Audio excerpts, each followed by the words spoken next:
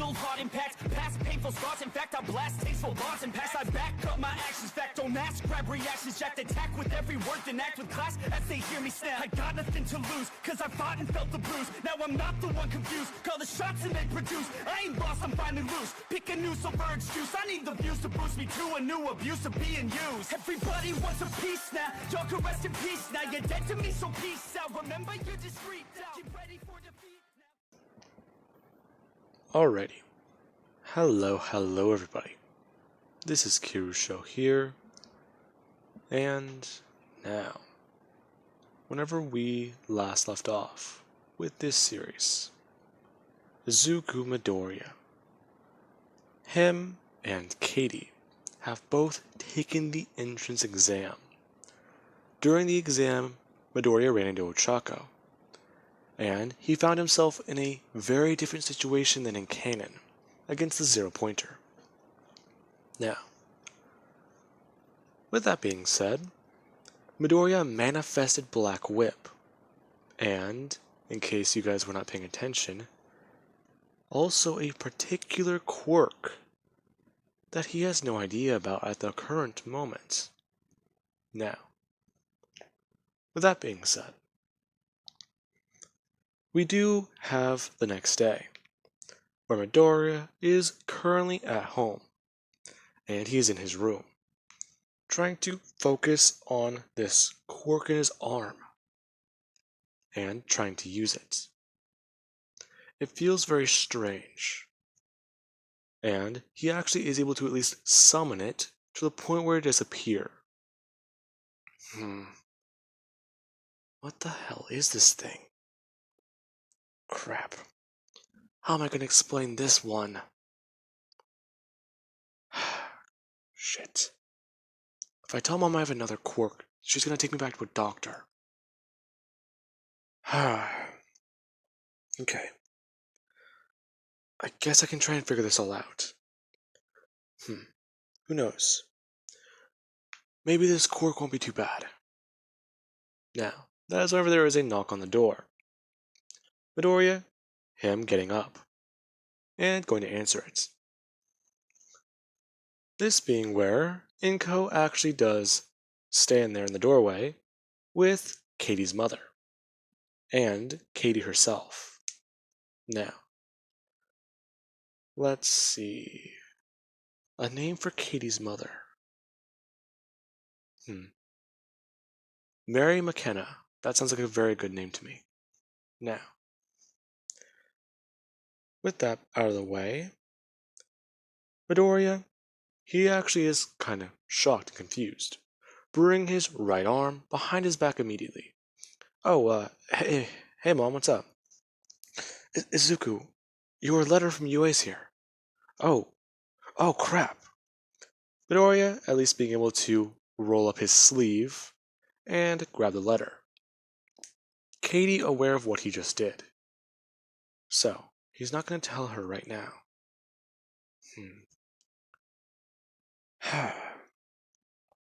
Understandable. Anyways, now, this would be where these two both do actually sit down. And Katie's mother talks about how they should go over to their apartment and celebrate if the two do get in.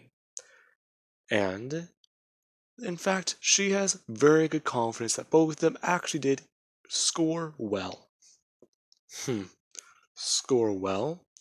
You don't have to worry about me, Mom. Of course I got in. Then again, Midoriya might be a different story. Oh, come on. I blew away a giant robot with one punch. Katie at least feeling like she's falling behind. If Midoriya was able to take out a giant robot with just a single punch, that means that he's far past her in power. And she can tell the gap between the two. And that's not even counting the second quirk. Now, both these two rip open their letters. And they're surprised whenever they both pull out the envelopes and metal discs fall out. Now, Both of them, seemingly as soon as they hit the floor, both do begin to play in unison. Midoriya picking his off the floor as Katie picks hers off of the couch. Now, both of them set it down on the coffee table. Inko actually watching, as so does Mary and Katie. Now, they do watch what goes on. It's basically the exact same speech, but with different names. And then it does actually go on talking about the differences in their areas. Katie was able to get a good amount of points, and she actually did score third in this combat field. This surprising her quite a bit. And then there is Deku. All Might continuing to talk about it after Katie's disc already turned off. Talking about how Mr. Izuku, or Mr. Midoriya, he did very well. He scored a whopping record-breaking points. Going on to explain that he scored these points, let's say around, he broke All Might's score, and then there were hero points that he did also score.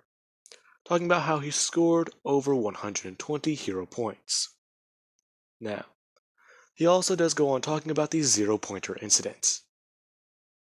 And Midoriya, he does go to pick up this thing and try to quickly turn it off. However, he doesn't know which button to press. And Inko is shocked whenever she does see the footage herself.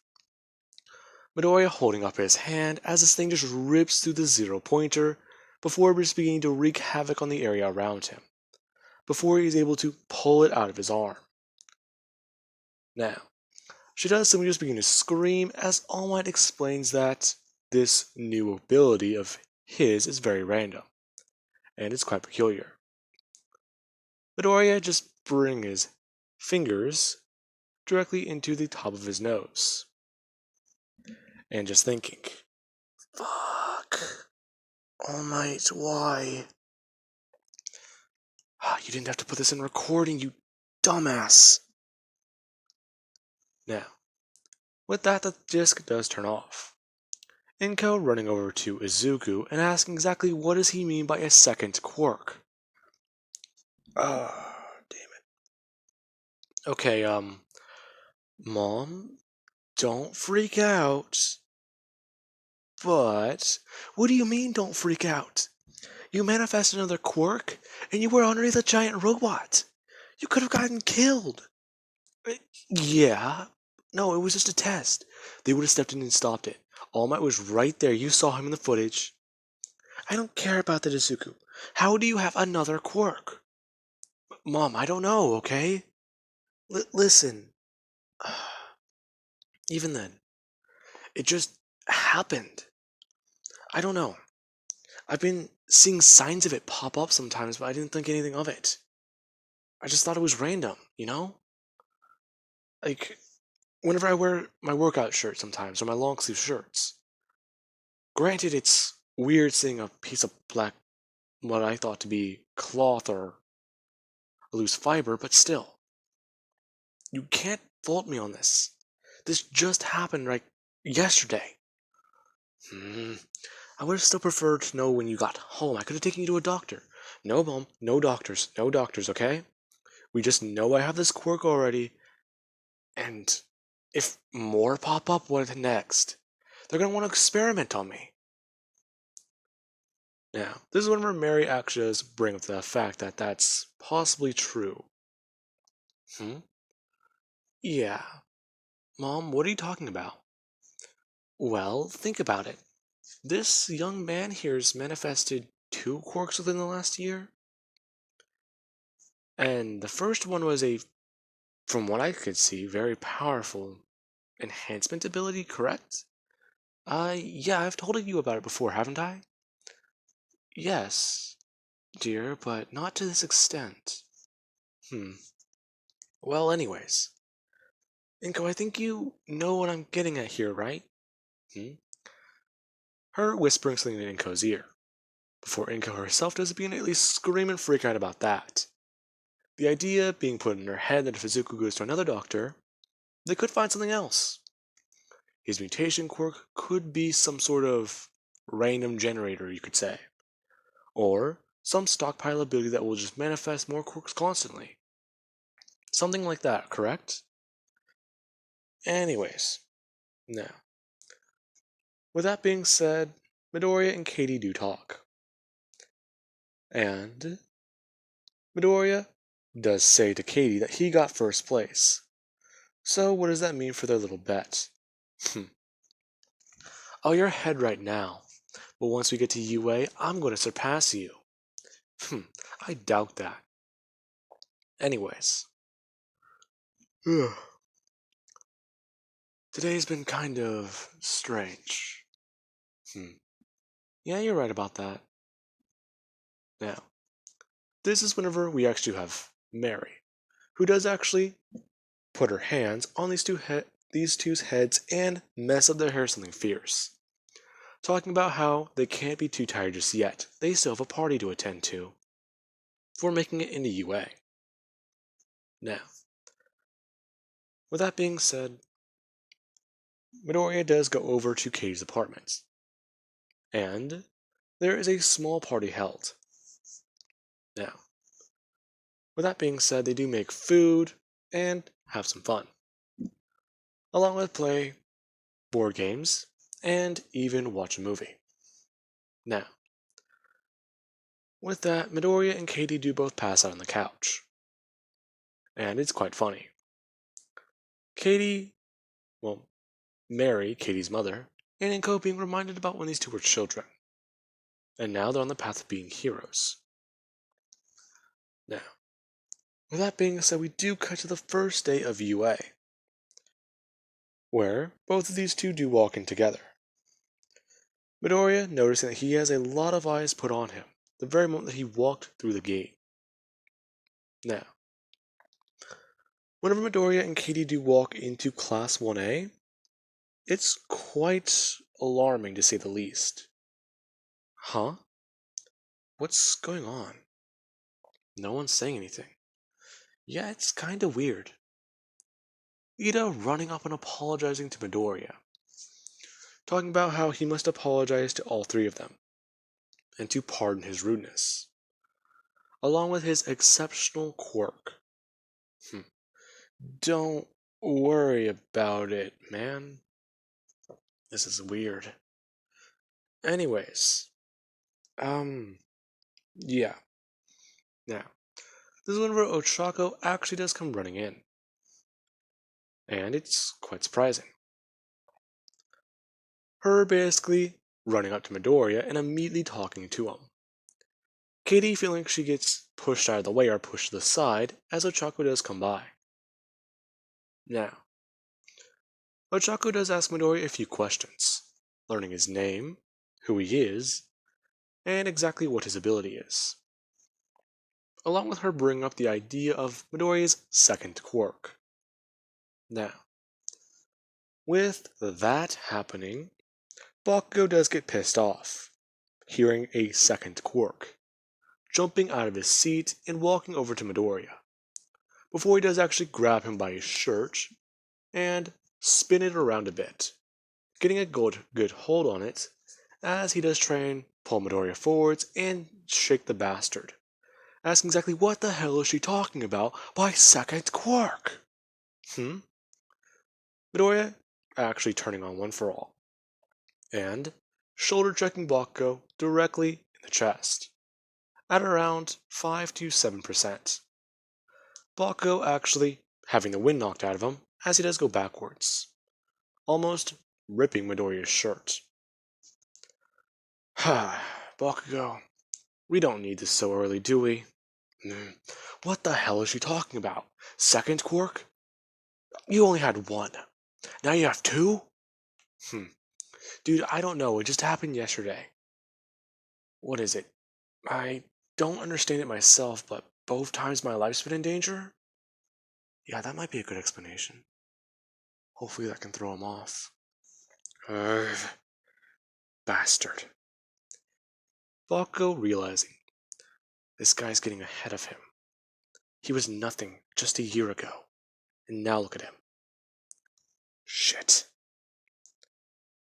Him growing to at least be more pissed off towards Midoriya. However, somebody actually does walk up behind Bakugo and swiftly punch him on his head. Before he's dragged back over to his seat. Now, the person who did that would then turn around and reveal we do have Kendo. Now, with that, she does apologize for that guy. And Midori, he just looks at her for a second. Huh. No, don't worry about it. Besides, we went to school with him. The guy's a prick, to say the least. Okay. Anyways, that does sound bad or good? The guy's always been a shithead. Don't worry about it. It sounds like it, yeah. Now, with that, Katie's quite surprised. She just got thrown to the side and that was it.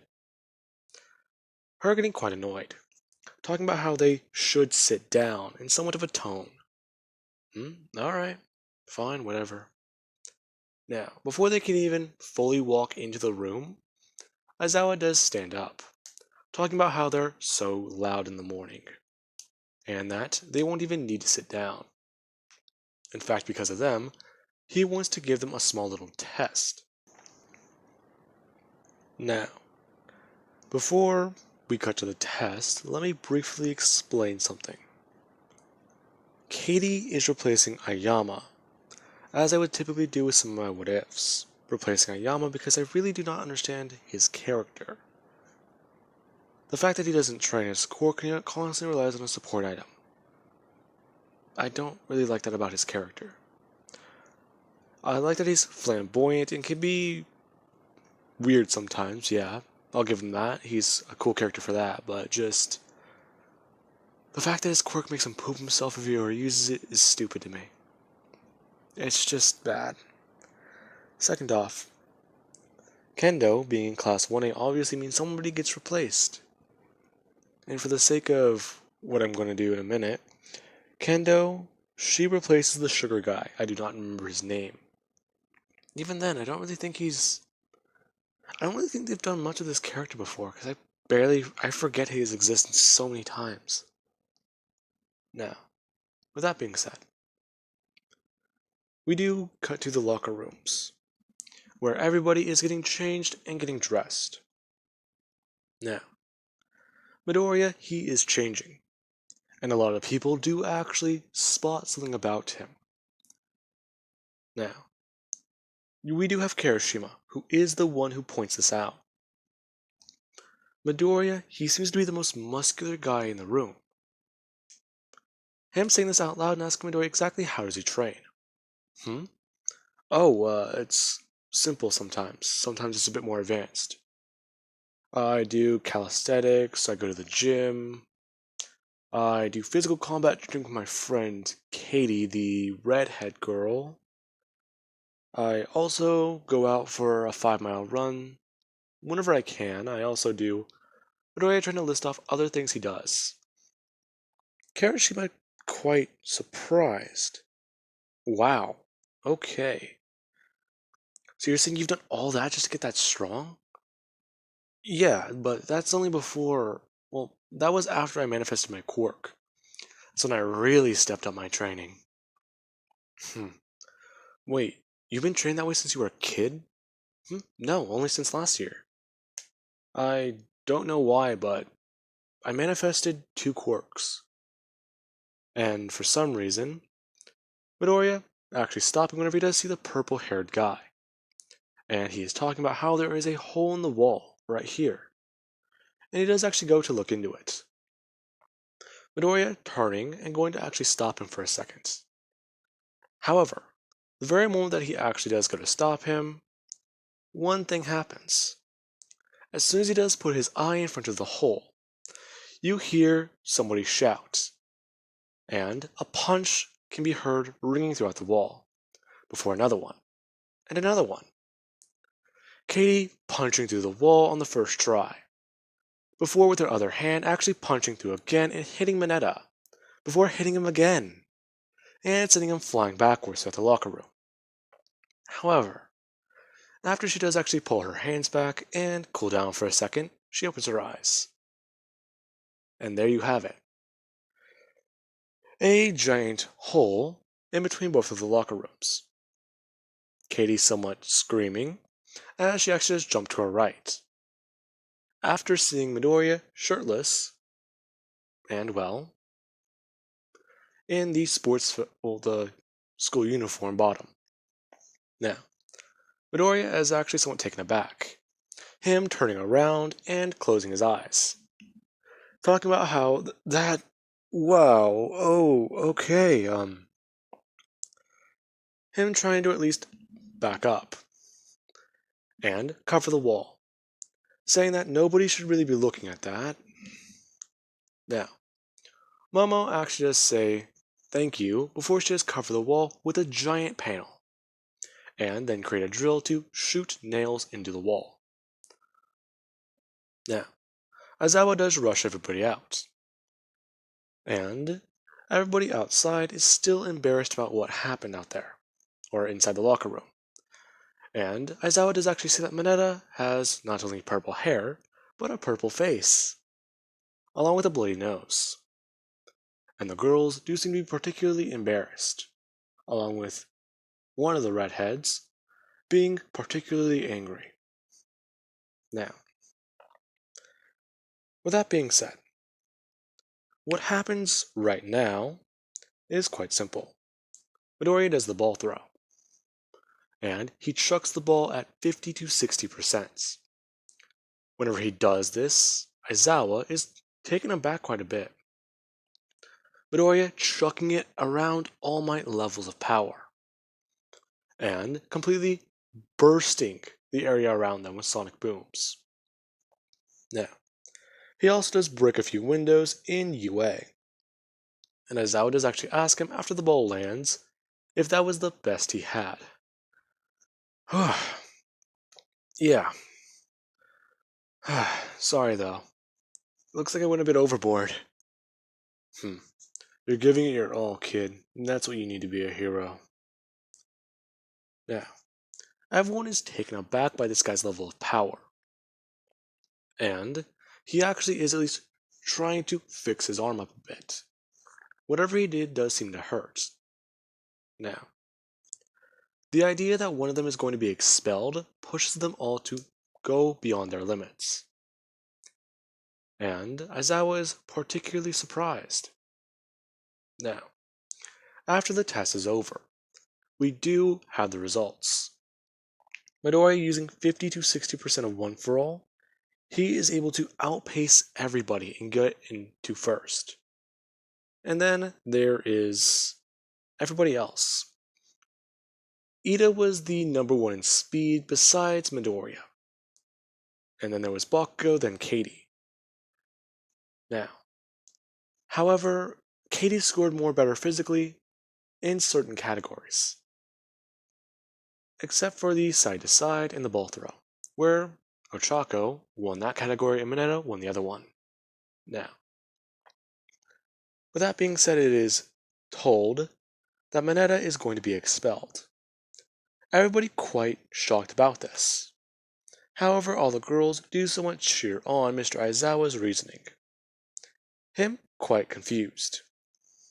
Now, Mineta packs up his shit and promptly is kicked out of UA. And he is very annoyed by all this. And somebody else from Class 1B is brought in. Let's see. I believe it was Ibarra at the top of Class 1B, then it was Kendo, so that would mean that Ibarra is now in Class 1A, replacing Mineta. Now, with that, everybody is quite happier, if you could call it that that guy is gone. And Cementos is informed by Principal Nezu about the incident in the locker room. Since, whenever the janitor after school went in to sweep around the area and clean things up a bit, he found debris. and a shiny panel on the wall. So, that means that there was an incident. And they do ask Class 1A about this. Hearing the rundown on what happened. Now, with that all being said, I do hope you guys enjoyed. Have an amazing night. I will catch you guys in the next part.